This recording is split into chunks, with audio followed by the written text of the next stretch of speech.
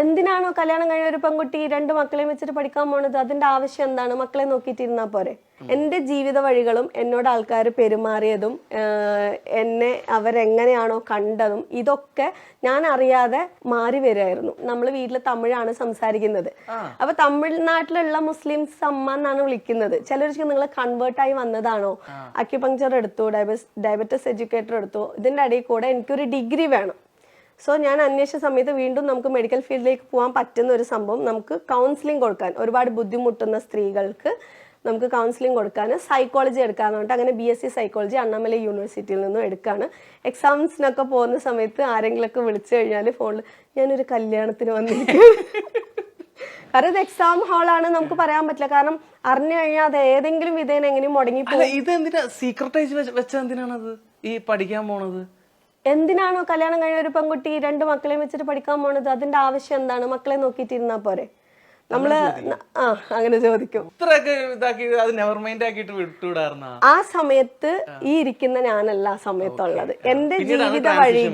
എൻ്റെ ജീവിത വഴികളും എന്നോട് ആൾക്കാർ പെരുമാറിയതും എന്നെ അവരെങ്ങനെയാണോ കണ്ടതും ഇതൊക്കെ ഞാൻ അറിയാതെ മാറി വരുമായിരുന്നു. നമ്മൾ ആരൊക്കെ എന്തൊക്കെ എങ്ങനെയൊക്കെ ഏത് രീതിയിലൊക്കെ എന്തൊക്കെ പറഞ്ഞിട്ടുണ്ടോ, ഡിമോട്ടിവേറ്റ് ചെയ്തിട്ടുണ്ടോ, അവരൊക്കെയാണ് ഞാനെന്ന ഈ നിലക്ക് ആള് മാറ്റിയത്.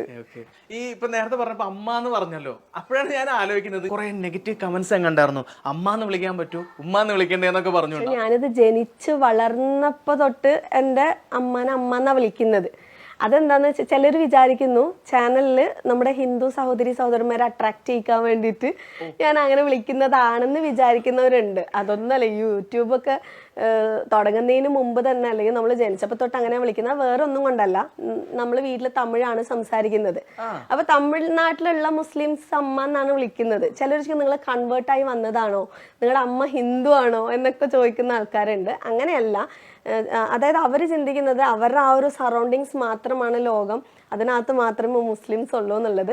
അപ്പൊ ഞാൻ തിരിച്ച് ചോദിക്കുന്ന കാര്യങ്ങൾ, കേരളത്തിന് പുറത്ത് പോയിട്ടുണ്ടോ, തമിഴ്നാട്ടിലേക്ക് പോയിട്ടുണ്ടോ? തമിഴ്നാട് എന്ന് പറഞ്ഞിട്ടൊരു നാടുണ്ട്. ഇന്ത്യക്ക് പുറത്ത് അതേപോലെ മുസ്ലിംസ് ഉണ്ട്, അമേരിക്കക്കാരിലും മുസ്ലിംസ് ഉണ്ട്. ഇവരെല്ലാം തന്നെ ഉമ്മ എന്നല്ല വിളിക്കുന്നത്. അവരുടെ ലാംഗ്വേജിൽ അവരുടെ ഉമ്മാനെ മര്യാദയോടുകൂടെ എന്താണോ വിളിക്കേണ്ടത് അതാണ് അവർ വിളിക്കുന്നത്.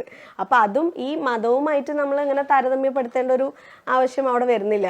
സൈബർ അറ്റാക്ക് ഒക്കെ നല്ല രീതിയിൽ വരുന്നുണ്ടോ? അറ്റാക്ക് എത്രത്തോളം വരുന്നോ അതിന്റെ ഒരു 10,000 ഇരട്ടിക്ക് ഉമ്മമാരായിട്ടും അനിയത്തിമാരായിട്ടും താത്തമാരായിട്ടും സപ്പോർട്ടേഴ്സ് ഉണ്ട്. അറ്റാക്ക് വരുന്നത് മെയിനായിട്ടും ഞാനൊരു മുസ്ലിം കമ്മ്യൂണിറ്റിയിൽ നിന്ന് വന്നതുകൊണ്ട് എന്തിന് ഫേസ് കാണിക്കുന്നു, ഫേസ് കാണിക്കാതെ ഇരുന്നൂടെ,